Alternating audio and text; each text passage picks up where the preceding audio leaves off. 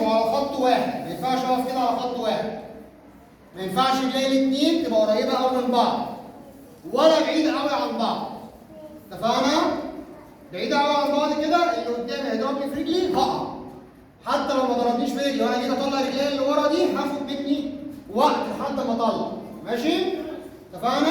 طب انا اقف ازاي؟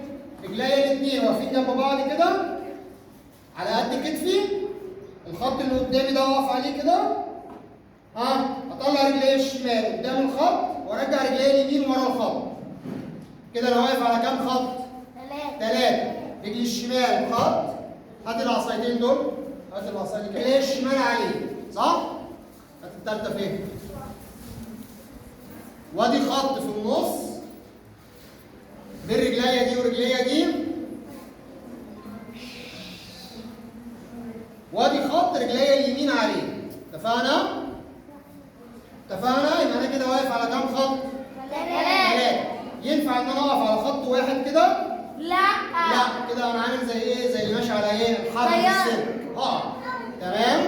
خلاص؟ ما ينفعش اقف رجليا قدام خالص ورجليا ورا خالص، كده هقع برضه. مفيش توازن. ماشي؟ يبقى رجليا قريبه هنا، رجليا دي هنا، وفي خط هنا في النص. اتفقنا؟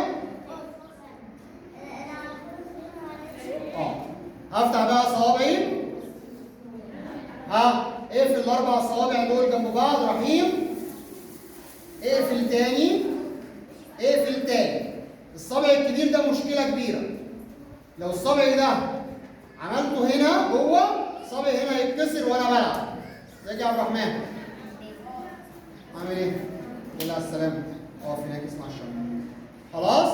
وصابعي ده لو حطيته هنا كده بره هينكسر وانا بضرب. تمام؟ طب احط الصابع ده فين؟ احطه على اول صابعين هنا او تاني صابع عليهم كده. ماشي؟ اتفقنا؟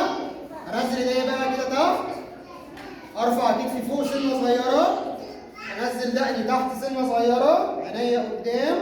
ارفع ايديا الاثنين من جنبي لحد فوق.